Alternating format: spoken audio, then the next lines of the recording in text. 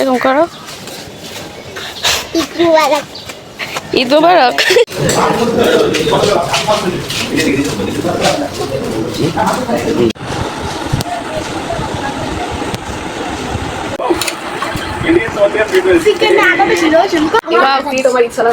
এসে তো পুরো লাভের উপরে লাভ করে ফেলেছি। যারা আসেনি তারা মিস করছো। হ্যাঁ আসলে হাসি দেশে থাকে না। হ্যাঁ আর টিভিতে দেখিস মজা লাগবে।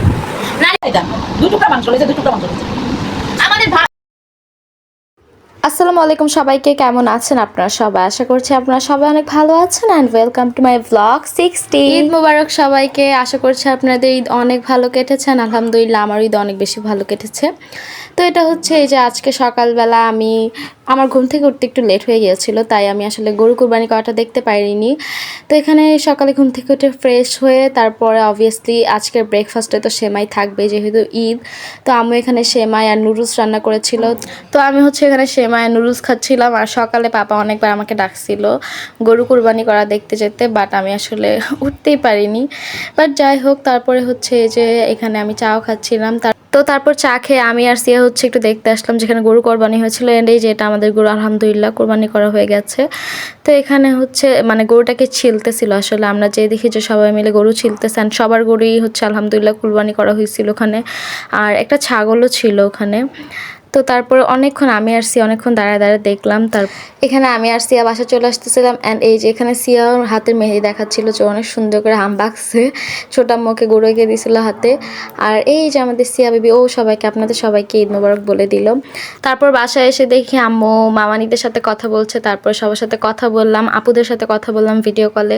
তো তারপর সবার সাথে কথা বলে এখানে আমি শাওয়ার নিয়ে আসলাম, শাওয়ার নিয়ে এসে আইসক্রিম খাচ্ছিলাম। এর মধ্যেই বাবা গরুর মাংস নিয়ে আসছে, যে প্রথমে আসলে মাংসটা কেটে বাসায় রান্না করার জন্য পাঠিয়ে দিয়েছিল পাপা বাবাকে দিয়ে। তো বাবা হচ্ছে মাংসগুলো দিচ্ছিল, তারপর আম্মু খুব সুন্দর করে এগুলো ক্লিন করে তারপর খুব সুন্দর করে এখানে মশলাপাতি দিয়ে হচ্ছে মাখাচ্ছিল, তারপরে মানে সুন্দর করে প্রিপেয়ার করছিল রান্না বসানোর জন্য।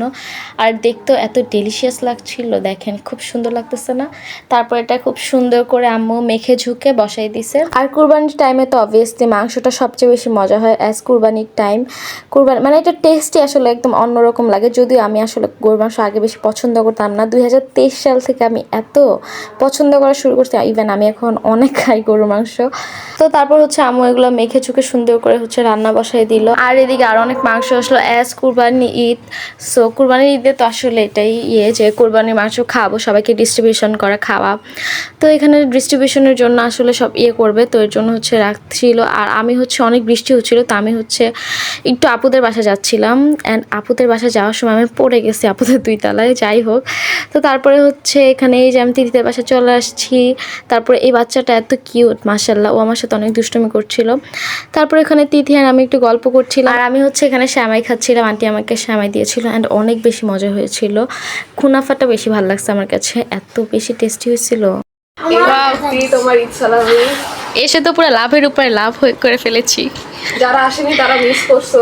হ্যাঁ আসলে তিহা তানহা তোমরা সবাই দেখো, কাবা তোমরা কিন্তু মিস করছো, ঠিক আছে? আপুর বাসায় না এসা, হ্যাঁ একদম পুরো লস। হ্যাঁ এই যে আমরা এখন অনেক মজা করতেছি, আমরা সেমাই খাচ্ছি আসার জন্য। হ্যাঁ হ্যাঁ আসলে ভাগ্যে শেষে ছিল, নাহলে আমি একাকিত্ব অনুভব করছিলাম। আমরা তো এখন রেডি হই নাই আপু। এটা একটা চুচুকে হাই ওর কাহিনী। তারপর প্রীতি আপু আমাকে সালামি দিল, আর সালামি পেয়ে আসলে আমি অনেক বেশি খুশি হয়ে গিয়েছিলাম and thank you so much আপুকে, অনেক অনেক থ্যাঙ্কস। তারপরে বাসায় আসি অ্যান্ড বাসায় এসে দেখি আম্মু গরুর কলিজা রান্না করেছে, তারপর আমরা কলিজা দিয়ে মুড়ি খেলাম। তো তারপরে হচ্ছে দাদু আমাকে সালামি দিল অ্যান্ড দাদুকে সালামি পেয়েও আমি অনেক বেশি খুশি হয়ে গিয়েছিলাম। দাদুকে অনেক অনেক থ্যাংক ইউ। তো একটু পরে হচ্ছে আম্মু বললো যে মাংসটা মেবি হয়ে গেছে টেস্ট করার জন্য, তো আমি বললাম যে আচ্ছা আমি একটু ভিডিও করে নিই and just look at the colour, এত সুন্দর একটা কালার আসছে গরুর মাংসটার মাশাল্লাহ। অ্যান্ড খেতেও অনেক বেশি টেস্টি হয়েছিল আলহামদুলিল্লাহ মাশাল্লাহ। অ্যান্ড কালারটাও এত সুন্দর, অ্যারোমাটাও সেই লাগতেছিল।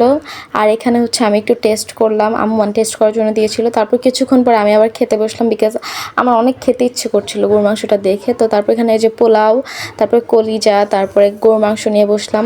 খেয়ে এক প্লেট চকলেট খেয়ে আমি আবার নিয়ে আসছি আর আমার কাজিনকেও খাওয়াই দিচ্ছিলাম। তো এখানে হচ্ছে কাবা, আমি আর দাদু আমরা মিলে অনেক গল্প করছিলাম আর আমি কাবাকে খাওয়াই দিচ্ছিলাম। অ্যান্ড এই যে আমার দাদু আর এই যে কাবা, তো তারপরে খাওয়া দাওয়া শেষ করে আমরা হচ্ছে একটু কোকো খেলাম অ্যান্ড অনেক হাসি মজা করছিলাম। তারপর অনেক ছবিও তুলেছি আমরা। অ্যান্ড তারপর 4:30-5টার দিকে কিচেনে যেয়ে দেখি যে আম্মু এত সুন্দর করে নেহেরি রান্না করছিল। এই যে মানে নেহেরিটা তো হতে একটু টাইম লাগে না, তো এটা তো মানে বসায় রাখছিল চুলাতে, এটা আস্তে আস্তে জাল হচ্ছিল অ্যান্ড কালারটাও অনেক সুন্দর আসতেছিল মাশাল্লাহ। তো তারপর হচ্ছে আবার আমরা এই যে সব কাজিনরা আবার দাদুর রুমে চলে আসি আর দাদুর সাথে এখানে আমরা অনেক মজা করতেছিলাম। আর এই যে সিয়াও আসছে তখন, কারণ সিয়া ওরা হচ্ছে তখন বাইরে যাবে, তো এখানে আসলো আর এখানে ও আবার ঈদ মোবারক বলছিল আপনাদের সবাইকে। অ্যান্ড ইয়েস, সবাইকে আবার ঈদ মোবারক। অ্যান্ড ইয়েস, আজকের ব্লগ এই পর্যন্তই। Thanks for watching. আল্লাহ হাফেজ।